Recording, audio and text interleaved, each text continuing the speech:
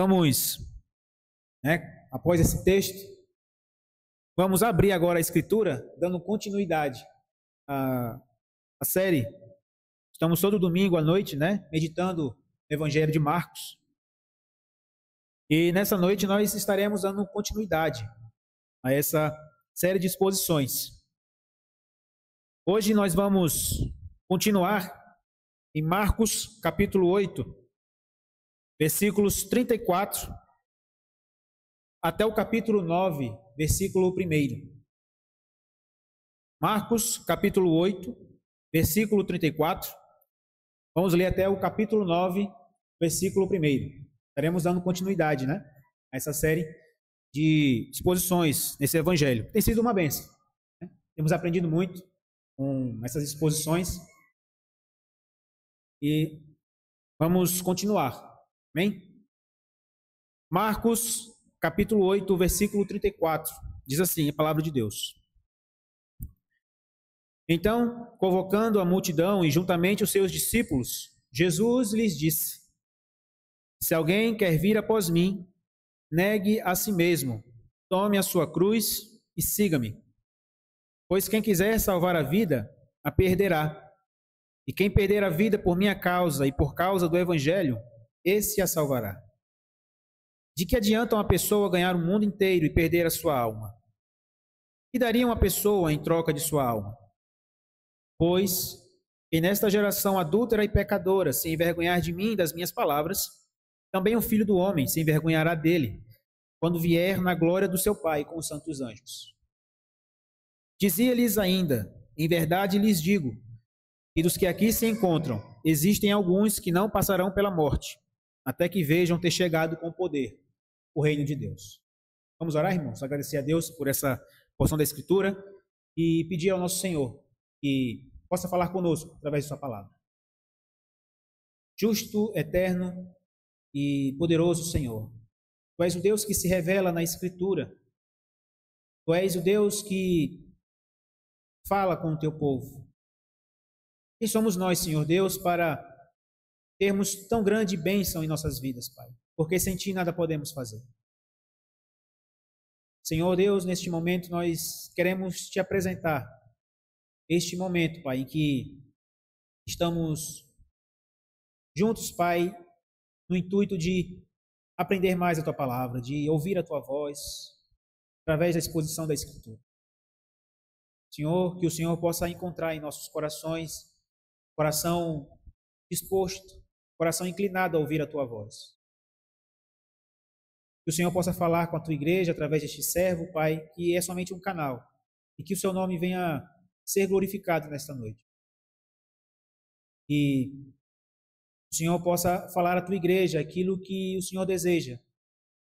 E nessa noite, Pai, a Tua igreja venha ser edificada, venha ser exortada, venha ser consolada, Pai, com a pregação do Teu Evangelho. Fala com a Tua igreja, fala com o Teu povo, que o Seu nome venha a ser glorificado, Pai, nesta noite. Nos ajude, Pai, a compreendermos esse texto e fala tanto aos nossos corações. É assim que nós te oramos, em nome de Jesus. Amém.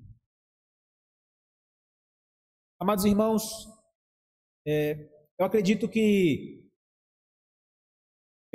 não seja mistério para ninguém que eu sou um profissional da área militar, não somente eu, mas muitas pessoas aqui na igreja, Temos aqui o nosso Cabo Osman, autoridade aqui nessa igreja, O Cabo Osman também é do Corpo de Bombeiros, e temos diversos outros irmãos aqui na igreja que também são militares.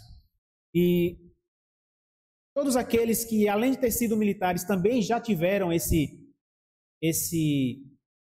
período de serviço militar obrigatório, passa por uma cerimônia, após o período de acampamento, Não sei como funciona no Corpo de Bombeiros, deve ser no final do curso de formação, mas todo militar, ele presta um juramento à bandeira. No meu caso, eu prestei esse juramento à bandeira após um período de acampamento, Geralmente é assim com os militares das Forças Armadas, Talvez o seu caso tenha sido depois do curso de formação, né? E no momento da formatura, os militares ali, né, de maneira uníssona, ali com peito para frente, né, barriga para dentro, estende a mão, né, e daquela forma bem ensaiada, muito bonita, eles recitam diversas palavras ali, prestando um juramento à bandeira, e o final desse juramento é interessante. No final do juramento é dito as seguintes palavras: e dedicar-me inteiramente ao serviço da pátria, cuja honra, integridade e instituições defenderei com o sacrifício da própria vida. Talvez seja um pouco diferente, né, no Corpo de Bombeiros, na Polícia Militar, mas a ideia é essa. A ideia fala de uma dedicação exclusiva ao serviço a ponto de até sacrificar a própria vida. Dedicar-se ao serviço, então, com o sacrifício da própria vida, é um pilar da doutrina militar e não é diferente com a vida cristã. Não é diferente na nossa caminhada. No texto que nós lemos, o nosso Senhor nos ensina que dedicar-se ao serviço do reino, seguindo, também envolve sacrifício, envolve renúncia. Na semana passada, o Bruno expôs aqui o texto anterior, vimos que o Messias apresentou os requisitos do que o Messias deveria fazer. O Messias deveria ser rejeitado. Era necessário que o Messias sofresse, fosse morto. Ao terceiro dia ressuscitasse. Fomos isso que aprendemos na semana passada. E agora, nosso Senhor, além de expor os requisitos para o Messias, também nos mostra as exigências de Deus para aqueles que querem segui-lo. No reino de Deus, a cruz sempre precede a coroa. Foi assim com o nosso Senhor, que precisou primeiro passar pela cruz para depois ser glorificado. A mesma coisa, os seus discípulos também devem entender. Que aquele que quer seguir a Jesus também deve seguir os seus passos. A cruz precede a coroa, tanto para o Messias quanto para todo discípulo. Essas palavras que foram dirigidas à multidão que estava ali reunida e aos seus discípulos têm enorme importância para o povo de Deus no tempo de hoje, em todas as épocas. É importante entendermos a importância do discipulado na vida cristã. E no versículo 34, vamos acompanhando no texto, nos mostra que, apesar de Jesus ter se encontrado com os discípulos em particular, as multidões não estavam muito distantes. É assim que fala o início do versículo 34. Jesus convocando a multidão juntamente com os seus discípulos. Aquelas palavras que Jesus falou no texto passado foram dirigidas aos seus discípulos. Jesus repreendeu Pedro ali mais em particular. Mas as palavras que ele recitaria agora seriam para a multidão que estava ali próxima. Elas não estavam muito distantes, elas não estavam longe. E Jesus, aproveitando a oportunidade, dirige as palavras àquela multidão. Essas palavras do nosso Senhor foram ditas com a finalidade de corrigir algumas ideias equivocadas que aquelas multidões e os seus próprios discípulos tinham quanto à natureza do seu reino. Essas palavras que o nosso Senhor recita foram necessárias para corrigir os seus discípulos e exortá-los quanto ao perigo da tentação que eles passavam, que era apenas aceitar Jesus tão somente como um Messias triunfante. Lembremos que o povo judeu estava sendo, ali naquele momento, governado pelos romanos. E eles apenas enxergavam o Messias como alguém que os libertaria do jugo de Roma. O Messias seria aquele que faria Israel ser novamente uma potência militar independente. Mas Jesus ensina, desde o texto passado, que as coisas são diferentes. Nós não devemos apenas aceitar o nosso Senhor como o Messias triunfante. Apesar da confissão de Pedro, né? Aquela confissão que foi feita na inspiração do Espírito Santo, tu és o Cristo. Pedro, logo em seguida, ele cede à tentação e tenta repreender o nosso Senhor, tenta ensinar o mestre como ser o Messias. Não, mestre, tu não vais para a cruz. Já pensou a ousadia de Pedro? E é considerando essa tentação que os seus discípulos podem passar, que nosso Senhor Jesus, ele ensina para nós.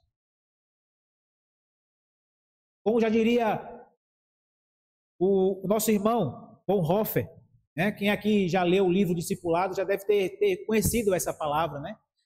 Assim como Cristo só é Cristo, sendo aquele que sofre e é rejeitado, também um discípulo só é discípulo no sofrimento e na rejeição. As multidões que ali estavam queriam os milagres de Jesus. Muitos que ali estavam queriam o pão que vinha do céu, queriam ser alimentados, queriam se livrar de suas dores, de suas doenças. Então Jesus, ele ensina aquelas multidões que não é tão simples assim seguir a Jesus.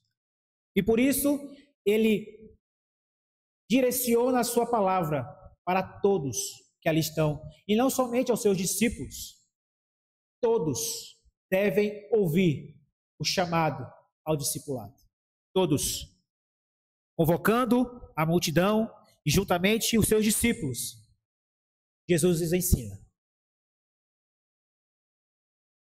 E aqui o nosso Senhor impõe 3 condições para o discipulado. Vejamos o versículo 34, a segunda parte. Se alguém quer vir após mim, negue a si mesmo, tome a sua cruz e siga-me. Nosso Senhor aqui, ele expõe as 3 condições para o discipulado.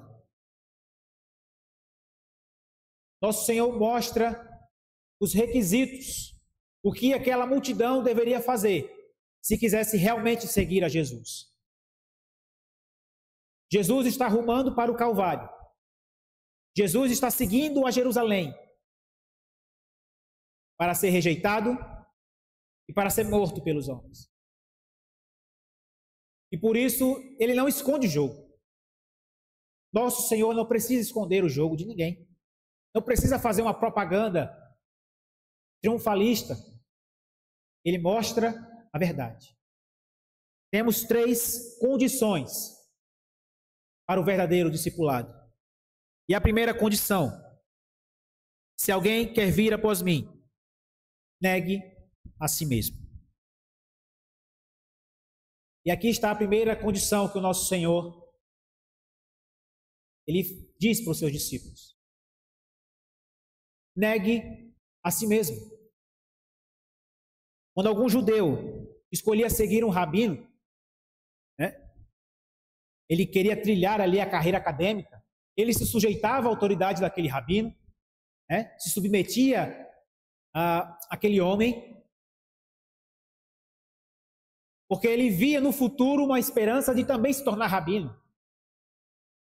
No futuro ele via a esperança de que seria também alguém importante, alguém letrado. Então para ele valeria a pena. Mas o nosso Senhor Jesus, ele não está prometendo isso. O nosso Senhor Jesus não está prometendo nada disso para os seus discípulos, para aquela multidão. Com honestidade, ele diz aos seus discípulos que Deus não pode ser usado como desculpa para os seus interesses pessoais. Aquela multidão, aqueles discípulos, não deviam ter deuses paralelos, intenções paralelas. Havia-se aqui a reafirmação do primeiro mandamento que declara: não terás outros deuses diante de mim. Negue a si mesmo. O si mesmo é um ídolo que deve ser derrubado em nossas vidas. O nosso coração é um ídolo que devemos combater. Negue a si mesmo. negar a si mesmo, negar as suas vontades, negar os seus desejos, negar as suas paixões, é render-se a Cristo e tomar o firme propósito de obedecer à sua vontade. Negar a si mesmo é de uma vez por todas abrir mão do velho homem, é crucificar a carne com as suas paixões, é fazer conforme o texto que nós lemos, que o apóstolo Paulo ele expõe. Olha, eu era hebreu de hebreus, circuncidado ao 8º dia, ele tinha coisas para que se orgulhasse. E ele diz, tudo isso para mim é perda por causa de Cristo. Isso é negar a si mesmo. É você negar, eu sou um bom cidadão, eu sou uma boa pessoa, um bom crente. Não, meu irmão, nós não somos nada, nós não somos ninguém sem o nosso Senhor. Devemos negar a nós mesmos as coisas que achamos que são qualidades para nós, não são nada. Tudo isso deve ser considerado perda por causa de Cristo. As coisas que eram ganhos para mim, diz Paulo, eu as considerei perda por causa de Cristo. Negue-se a si mesmo. Essa é a primeira condição que o Senhor Jesus impõe aos seus discípulos, aquela multidão que precisava entender isso. E nós temos a segunda condição. Se alguém quer vir após mim, versículo 34, tome a sua cruz. O evangelista Lucas, no texto paralelo, ele fala de tomar a cruz dia a dia. Dia a dia, tome a sua cruz. Devemos lembrar o destinatário original deste evangelho de Marcos. Vamos relembrar aqui. Marcos escreveu este evangelho para os crentes romanos, aqueles que estavam na capital do grande império do mundo. Essa carta, esse evangelho, foi escrito em um período de muita tribulação da igreja. A perseguição que se levantava contra a igreja deixou de ser somente uma perseguição religiosa, a perseguição dos judeus nas sinagogas, como Paulo fazia, e passou a ser uma perseguição do Estado. O próprio Império Romano, os soldados romanos perseguiam os cristãos, crucificavam-os, penduravam-os em lamparinas para queimá-los, para iluminar as ruas de Roma. Esses homens eram jogados às feras. Era essa igreja para quem Marcos escreve. Eles sabiam muito bem o significado de tomar a sua cruz. Hoje nós temos perdido, infelizmente, a palavra cruz entrou tanto no nosso linguajar popular que perdemos o sentido dessa palavra. Achamos que a nossa enfermidade é uma cruz. Achamos que o chefe chato no trabalho é uma cruz. Achamos que um problema familiar é uma cruz. Achamos que ter um filho, uma filha, um parente que se afasta do evangelho, que persegue as coisas do mundo, é uma cruz. Não é isso, meu irmão. Tomar a sua cruz é entender a disposição para morrer por causa de Cristo. Se alguém quer vir após mim, tome a sua cruz. Essa igreja foi perseguida.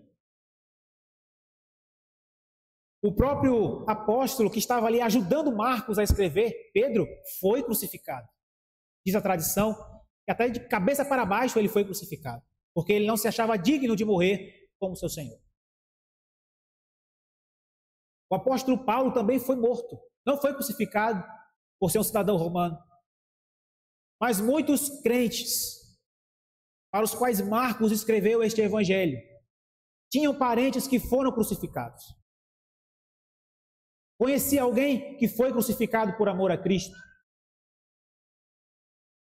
Alguns deles talvez no futuro também fossem martirizados por amor a Jesus, por amor ao Evangelho.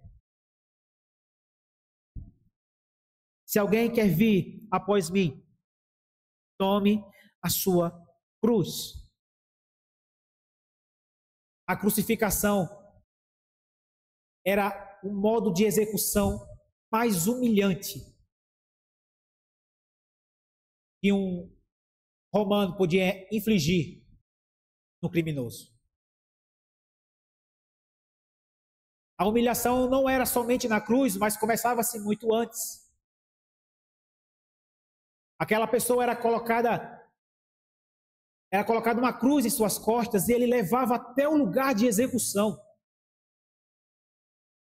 No caminho, no corredor, esse condenado era chutado, era cuspido, era vaiado. E ele levava a sua cruz até o lugar de sua execução. Mas o que o condenado faz, sob coação, o discípulo de Cristo deve fazer de livre e espontânea vontade.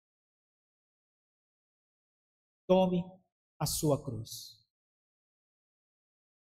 Entenda que a vida de um cristão, a vida de um servo de Deus, de um discípulo de Cristo, é uma vida de martírio. É uma vida de renúncia. É uma vida de sofrimento.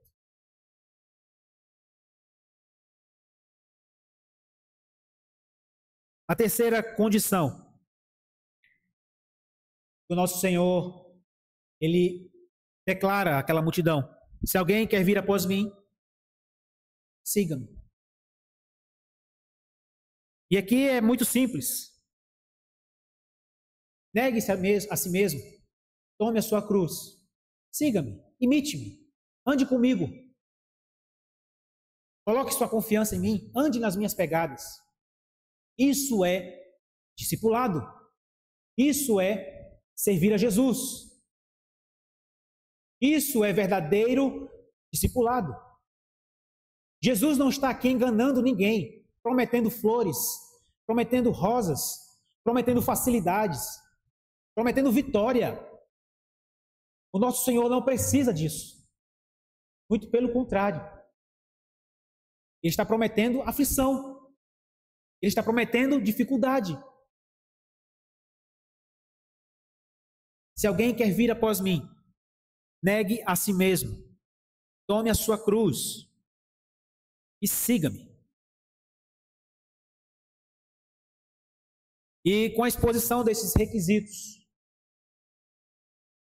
o nosso Senhor mostra o que é o discipulado. Temos aqui as condições para ser discípulo de Jesus, para verdadeiramente seguir a Jesus. Negue a si mesmo, tome sua cruz e siga-me. Nos versículos 35 a 37, nosso Senhor mostra o que é o discipulado. Vamos ler? Pois quem quiser salvar a sua vida, a perderá. E quem perder a vida por minha causa e por causa do Evangelho, esse a salvará. De que adianta uma pessoa ganhar o mundo inteiro e perder a sua alma? Que daria uma pessoa em troca de sua alma? Aqui está o que é o discipulado. O discipulado é o maior paradoxo da existência humana. Jesus aqui está mostrando que ganhar é perder. Ser grande é ser servo. Ser rico é ser generoso. Ser feliz é renunciar aos prazeres da carne. É renunciar aos prazeres do mundo. A lógica do reino de Deus é uma lógica invertida. É um paradoxo. Quem salvar a sua vida, vai perder. Quem perder a sua vida, por minha causa e por causa do Evangelho, vai ganhar.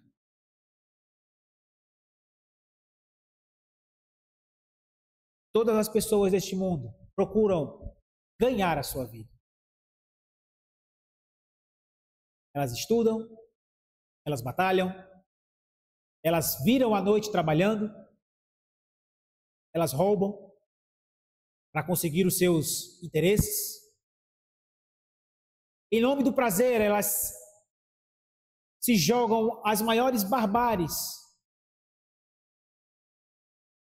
as maiores impurezas, por causa de momentos de prazer efêmero.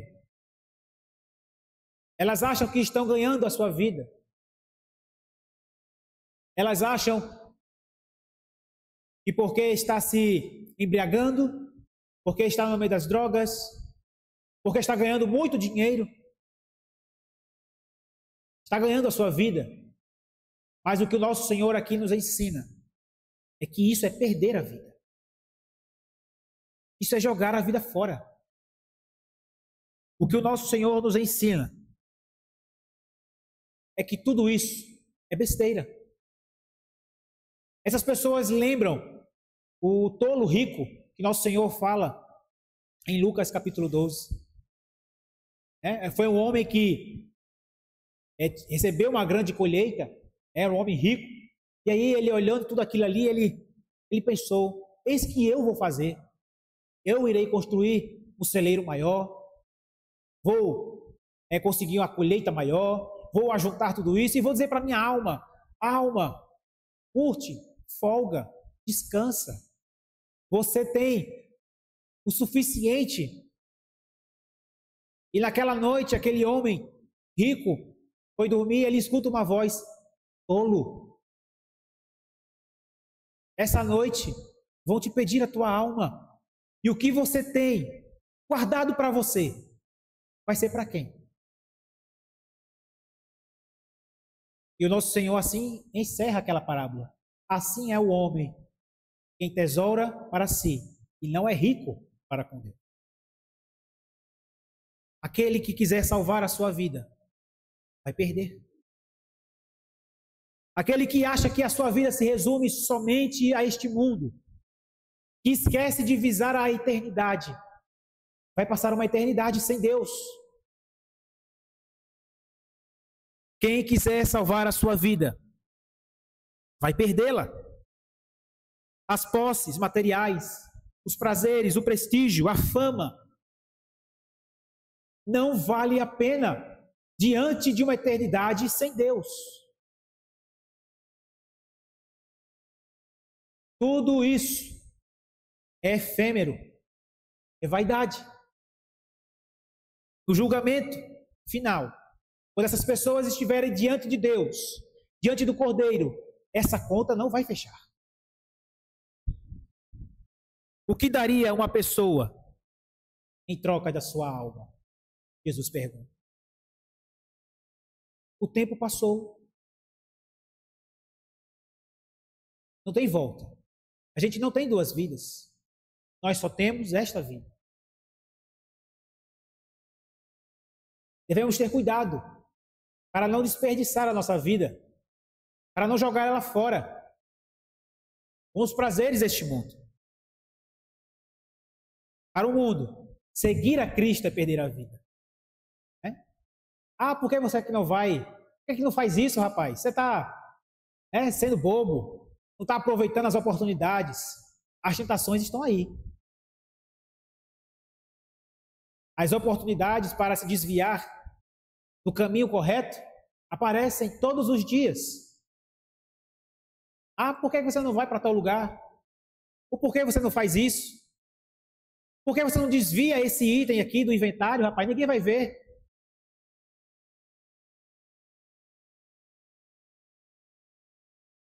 Viver dessa forma, de forma íntegra, de forma que o Evangelho exige de nós para o mundo, isso é perder a vida. Mas o que Jesus nos ensina é que eles estão perdendo a vida.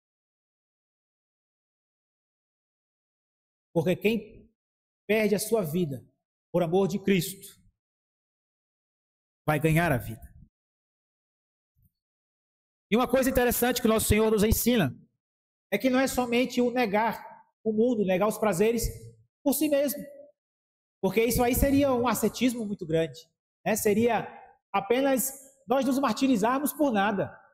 Mas Jesus ele fala no versículo 35, quem perder a vida por minha causa e por causa do Evangelho.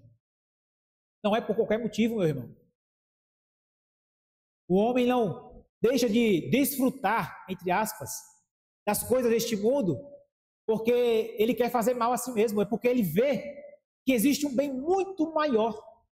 É por causa de Cristo, é por causa do Evangelho. Enquanto houver um Evangelho a ser pregado, vale a pena negar as coisas deste mundo. Vale a pena perder a vida.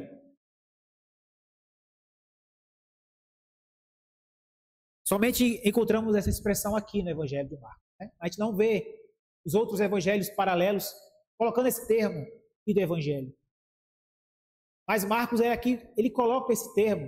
Novamente, lembremos daqueles que estão sendo perseguidos. Aquelas pessoas para quem Marcos escreve. Essas pessoas que têm que se reunir nas catacumbas, se esconder para não serem mortas. Essas pessoas estão lendo isso aqui. Quem perder a sua vida por minha causa e por causa do Evangelho vai salvar a sua vida.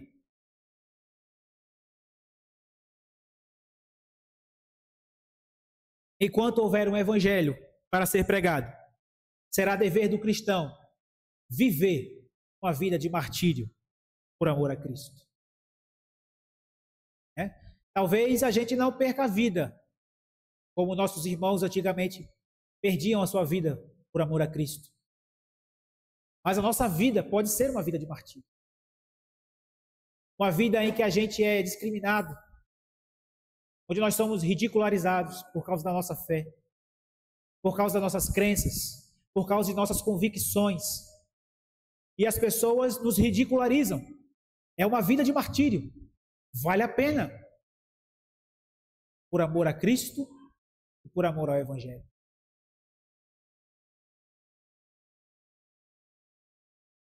Também de nada adianta, irmãos, fazer penitência, fazer jejuns, como os monges na Idade Média faziam, se isolavam.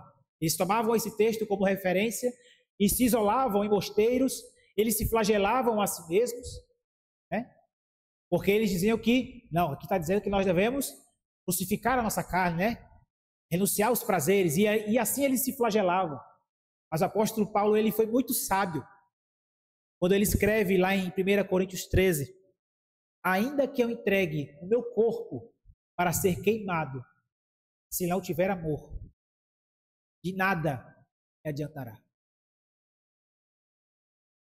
Não é o sofrimento pelo sofrimento, meus irmãos,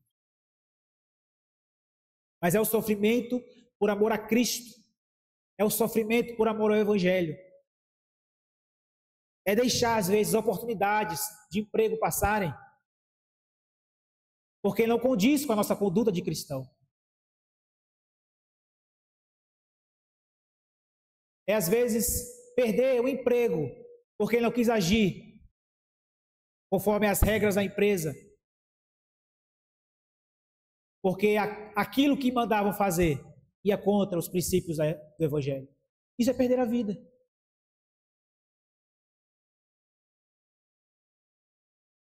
O amor a Cristo e ao Evangelho faz com que uma vida de renúncia e abnegação de um discípulo vale a pena. Em terceiro lugar, irmãos, Jesus dá aqui uma advertência para aqueles que ouviram essas palavras. Esse rapaz é muito pesado isso aqui. É muito pesado. Eu não quero ser discípulo de Jesus, não. Talvez aí com Jesus expondo as regras do jogo, dizendo as condições, alguém possa ter se assustado, Esse rapaz, não é fácil não, eu não quero isso não. Então Jesus dá uma advertência, versículo 38, vamos ler? Pois quem nesta geração adúltera e pecadora se envergonhar de mim e das minhas palavras, também o Filho do Homem se envergonhará dele, quando vier na glória do seu Pai com os santos anjos. Jesus aqui alerta.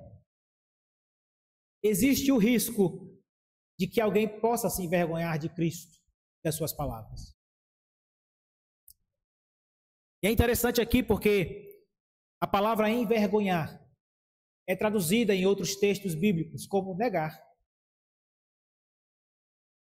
Mateus 10:33 fala: aquele que me negar diante dos homens, também eu negarei diante do meu Pai, que está nos céus. Lucas 12:9 fala: mas o que me negar diante dos homens, será negado diante dos anjos de Deus. Nesses casos, aqui estamos vendo um tribunal. É como se estivéssemos no tribunal e uma pessoa iria testemunhar a favor de Cristo e naquele lugar ela optasse por não fazer um testemunho. Envergonhar-se de Cristo é a falta de ânimo para o testemunho público. Envergonhar-se de Cristo é não desejar ter nada com Ele.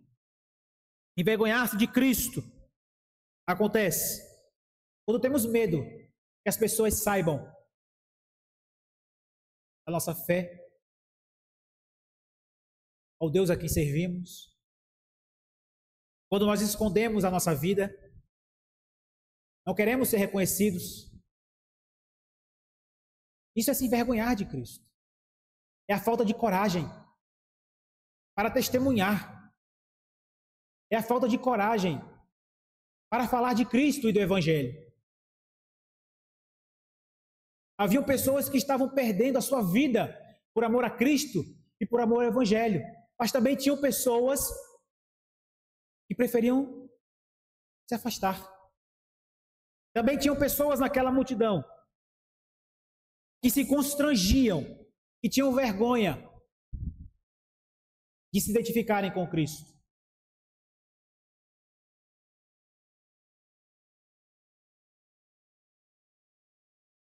Certas pessoas tinham vergonha de se identificarem com o nosso Senhor no meio dessa geração adúltera e pecadora. E esse termo, adúltera e pecadora, é um termo que nos remete ao Antigo Testamento, quando Deus, usando o profeta Oséias, usa um símbolo muito interessante de casamento, né? Deus fala para Oséias: olha, Oséias, você vai se casar com uma mulher, e essa mulher vai se voltar para outros homens, mas eu quero que você vá lá e traga ela de volta. Esse é o amor de Deus. Esse é o amor de Deus. E quem se envergonhar de Cristo no meio dessa geração que é adúltera, que não quer saber de Deus, uma geração pecadora, uma geração que é infiel a Deus, que prefere os prazeres da carne, que prefere as coisas do mundo, que prefere a soberba da vida. Quem se envergonhar de mim no meio dessa geração, também eu me envergonharei dele.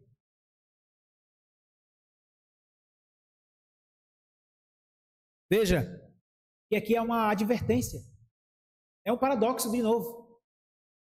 Ou você é absolvido no tribunal dos homens, você se dá bem com as pessoas, você se dá bem com o mundo, você se dá bem com esse sistema, mas é condenado no tribunal de Cristo. Ou você é condenado no tribunal dos homens, é rejeitado, é ridicularizado, é escarnecido, mas você é salvo no dia do juízo de Deus. E não é fácil, irmãos. É uma tentação que todos nós passamos todo dia, o envergonhar-se. Todos os dias nós somos tentados a falhar no nosso testemunho. Até os apóstolos de Cristo sofriam essa tentação. Quando Paulo ele expõe lá em Romanos, capítulo 1, versículo 15, quanto a mim, eu estou pronto a anunciar o evangelho a vocês que estão em Roma.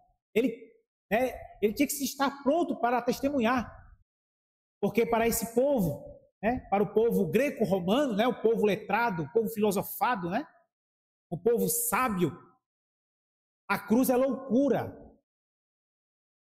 né? Como é que pode um Deus... Nós temos aqui Zeus, né? Poseidon, deuses fortes, deuses que exercem a sua força, mas esses cristãos servem um Deus que é crucificado. A palavra de Deus é loucura para esse mundo.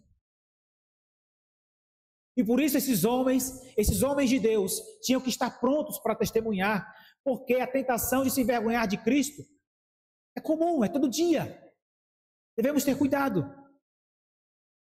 Em 2 Timóteo, capítulo 1, versículo 8, Paulo, ao escrever ao jovem Timóteo, ele fala: olhe, Timóteo, não te envergonhes do testemunho de nosso Senhor. Participa comigo dos sofrimentos, Timóteo. Envergonhar-se de Cristo é um perigo que todos nós estamos sujeitos a correr. Até esses apóstolos, até esses homens de Deus passavam por essa tentação.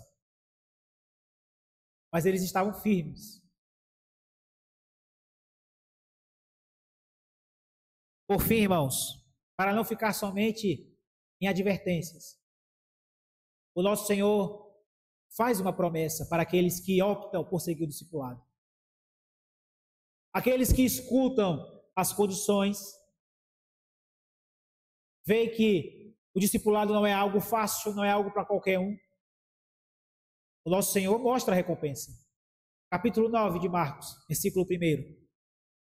E dizia-lhes ainda: em verdade lhes digo, que dos que aqui se encontram, existem alguns que não passarão pela morte, até que vejam ter chegado com poder o reino de Deus.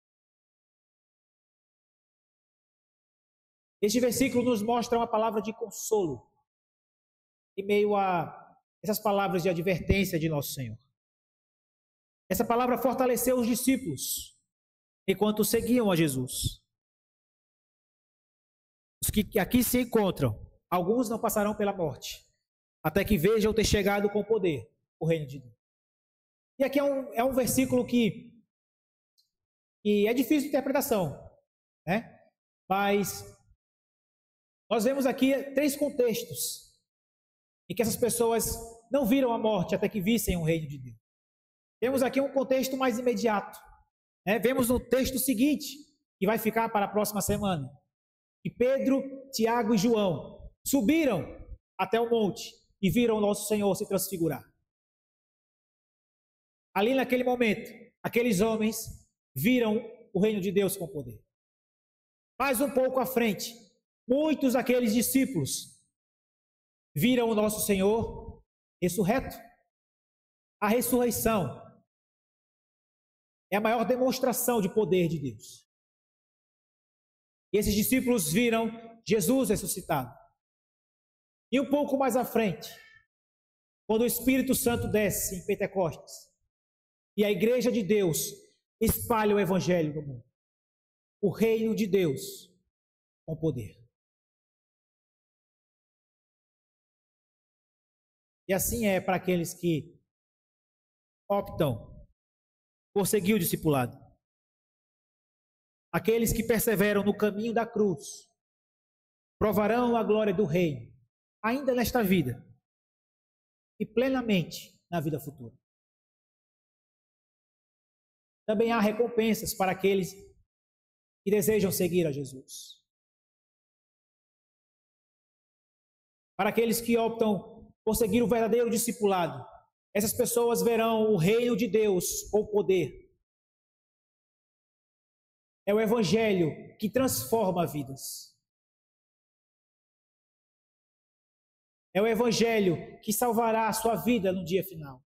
É o evangelho, é o sangue e o poder do Senhor Jesus Cristo, que nos levará a estar diante dele na eternidade, onde nós podemos estar com ele face a face.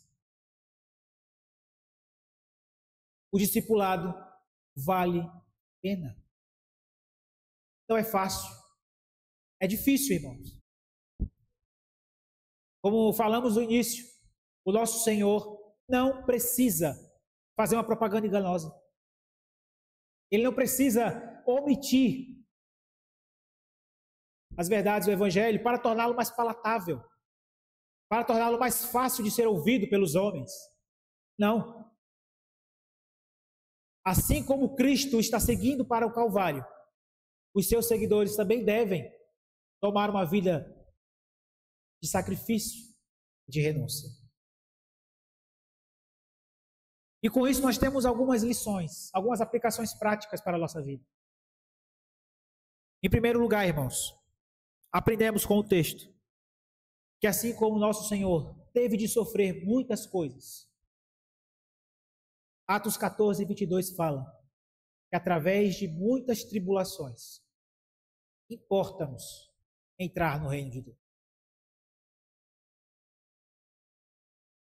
Quando Ananias estava orando, o Senhor veio falar com ele e disse: olha, você vai orar pelo irmão Saulo e você vai mostrar para ele quanto importa sofrer pelo meu nome. Irmãos, nós não devemos imaginar que o Evangelho, a vida cristã é uma vida de bonança somente. Enquanto estivermos aqui, devemos ter ciência que não entraremos no céu sem tribulação, sem dor, sem sofrimento, sem conflitos deste mundo. Devemos nos contentar com a doutrina da cruz. Devemos nos contentar com a fé verdadeira e perseverar nessa fé verdadeira. Essa fé que o mundo se escandaliza, essa fé que o mundo ridiculariza. Devemos, como discípulos de Jesus, fortificar a nossa carne, crucificar as nossas paixões. Importa, é assim que está dizendo, é necessário que para entrarmos no reino de Deus, passemos por muitas tribulações. Muitas, não é poucas, irmãos. A vida cristã é uma vida de renúncia, uma vida de sofrimento. O nosso Senhor falou: no mundo tereis aflições. Nosso Senhor não esconde o jogo. Nosso Senhor joga limpo. Importa que entremos no reino de Deus através de muitas tribulações. Já dizia o pregador John Charles Riley, né? Se não levarmos a cruz, nós nunca usaremos a coroa. Assim como o nosso Senhor foi para o Calvário, assim como o nosso Senhor padeceu morte de cruz, e Deus o exaltou sobremaneira, é necessário que também nós sejamos afligidos nessa vida. É necessário que nós passemos por muitas tribulações, para que no dia final estejamos de pé diante de Deus e diante do Cordeiro. A segunda lição que nós podemos aprender com as palavras de Cristo é que negar a si mesmo, tomar a sua cruz e segui-lo não é uma tarefa que depende de nossas próprias forças. Nós não fazemos isso com o nosso próprio poder. O nosso Senhor Jesus, Ele nos alerta: sem mim, nada podeis fazer. O nosso Senhor, que dá a ordem, nos dá os meios para que cumpramos a sua ordem. Nós não dependemos da nossa própria força para negar o mundo, negar as nossas paixões, tomar a nossa cruz e segui-lo. Confie no poder do Espírito Santo para te ajudar. O Deus que começou a boa obra é capaz de completá-la. É Ele que te dá o poder, é Ele que te dá a força que você precisa. A cruz é pesada, irmãos. A cruz não é fácil de carregar, mas o Espírito Santo nos capacita. O Senhor Deus nos fortalece, nos fortifica, para que possamos caminhar dia a dia, tomando a nossa cruz. Não confiemos na nossa própria força. Não confiemos no nosso próprio poder, porque sem Cristo nada podemos fazer. Precisamos da ajuda do próprio Senhor Jesus para nos ajudar a carregar essa cruz, a negar a si mesmo todo dia, a mortificar a carne, a não dar ouvidos às paixões, às tentações do mundo. Somente faremos isso com o poder do Espírito Santo de Deus. A terceira lição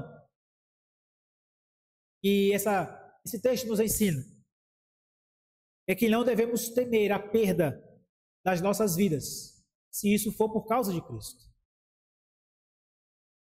Talvez alguns de nós aqui, se Deus quiser, se assim for sua vontade, não precisamos realmente perder a nossa vida.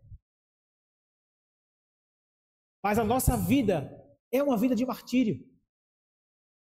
É uma vida de renúncia, de negação. Nós temos sempre a tentação de tentar salvar a nossa vida, de procurar o conforto, de ter a segurança. Não é errado, entenda. Não é errado, irmãos, nós procurarmos o melhor para a nossa família, nós lutarmos, nós batalharmos, para nos dar uma boa vida. Não é errado, não é isso que nós estamos dizendo. Não é isso que o texto nos ensina.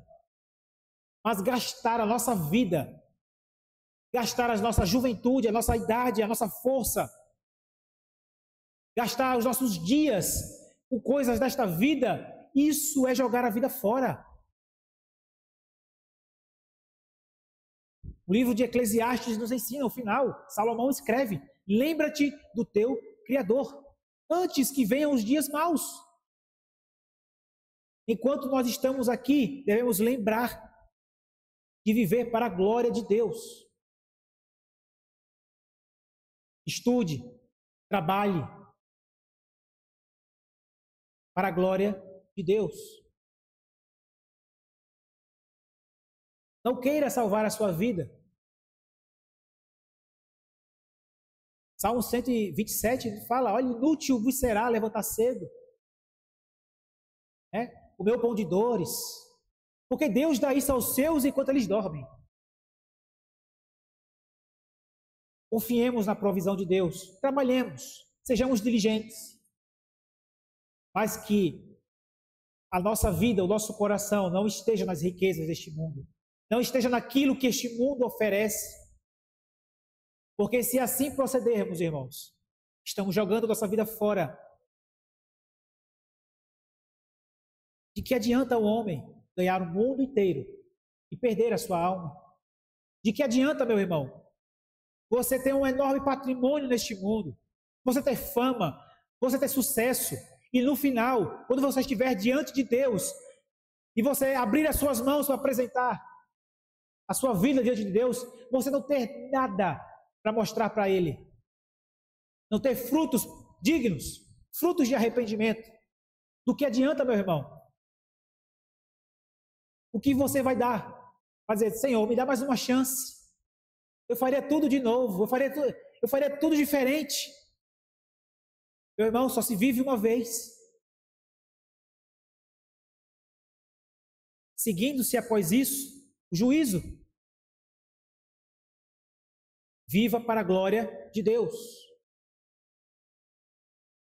Não jogue a sua vida fora.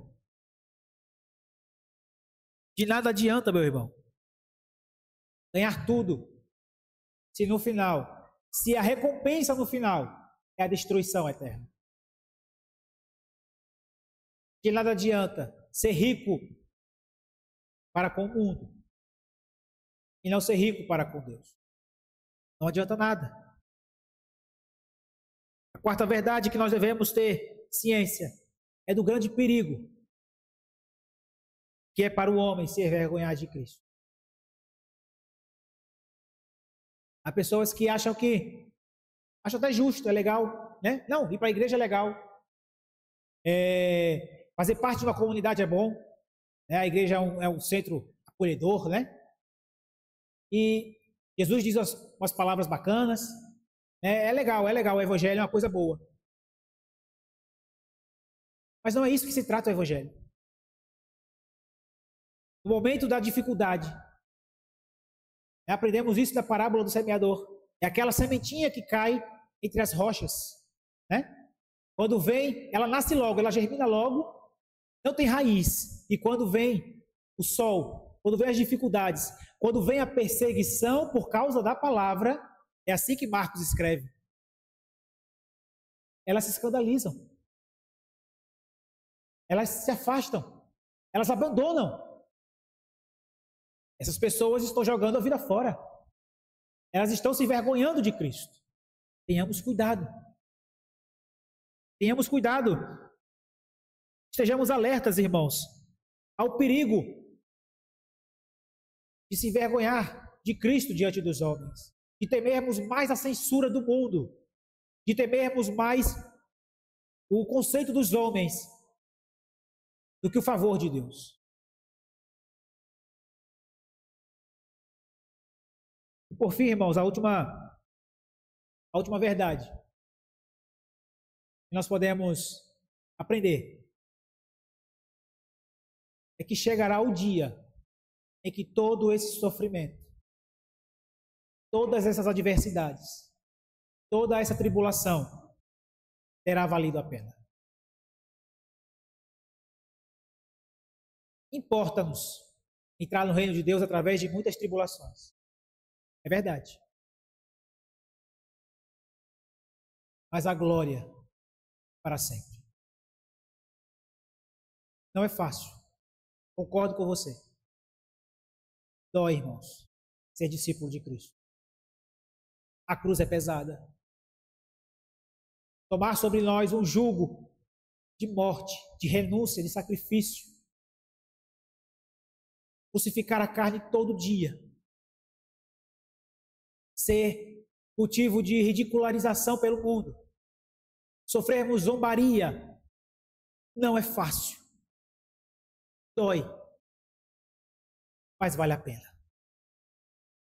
A glória é maior. Assim como Cristo foi para o Calvário e Deus o exaltou sobremaneira, nós, dia a dia, tomando a nossa cruz, colocando sobre nós uma sentença de morte, também receberemos glória da parte de Deus. Muitos que aqui estão não passarão pela morte. A morte eterna. Nós não seremos condenados. Nós estaremos diante de Deus, de pé, com roupas brancas, diante de Deus, e clamando: Santo, Santo, Santo é o Senhor. Bendito seja sempre o Cordeiro. Vale a pena, irmão, o discipulado. Vale a pena servir a Jesus. Vale a pena, no dia final, ouvirmos de Deus: venha, bendito de meu Pai, venha herdar o reino que foi preparado para vocês desde antes da fundação do mundo. Vale a pena, meu irmão. Vale a pena servir a Jesus. Vale a pena negar a si mesmo, tomar a sua cruz e segui-lo. Vale a pena perder a sua vida por amor a Cristo e por amor ao Evangelho. Porque a recompensa é muito maior. Teremos vida eterna, teremos paz com Deus, teremos eternidade diante de Deus. Enquanto aqueles que se envergonharam de Cristo, aqueles que optaram por ganhar a sua vida neste mundo, estarão condenados eternamente. Siga Jesus. Apesar da dificuldade, mesmo com tantas tribulações, a cruz precede a coroa. Precisamos passar pelas tribulações para que no fim, diante de Deus, estejamos de pé. Vamos orar, irmãos. Justo Deus, eterno e poderoso Senhor. Não é fácil. Não é fácil, Senhor, ouvirmos esse chamado ao discipulado. Não é fácil, Senhor. mas cremos que o Deus que nos chama é o mesmo Deus que nos capacita. Ó Senhor Deus, o mundo, Senhor Deus, oferece tantas coisas que não te agradam. Guarda-nos, Senhor. Guarda-nos do maligno. Guarda a tua igreja, Senhor, dos ataques de Satanás. Nos ajuda, Senhor Deus, a crucificar a nossa carne, a crucificar os nossos desejos, as nossas paixões. Por amor de Cristo, por amor ao Evangelho. Possamos lembrar das tuas palavras, Senhor.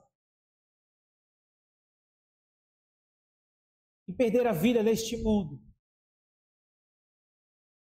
vale a pena, se for para ganhar a Cristo. Tem misericórdia de nós, Senhor, porque somos fracos. Tem misericórdia de nós, Senhor, porque nós temos, Senhor Deus, a tendência de fraquejar, de parar a caminhada, de largar a cruz.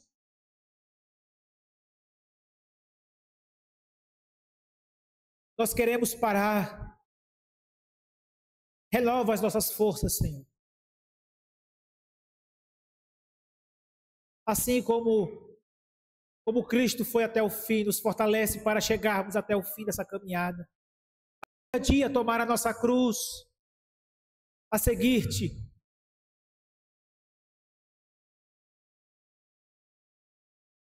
Ó Senhor, precisamos de ti. Nada podemos fazer, Senhor. Nossa força é tão pequena. Nós somos tão fracos. Nos fortalece, Senhor. Nos fortifica. Vivifica os nossos corações, Senhor. Fortalece as nossas mãos, firma os nossos pés no caminho. Para que possamos completar essa jornada até o dia final. Nos ajude a olhar para ti, Senhor.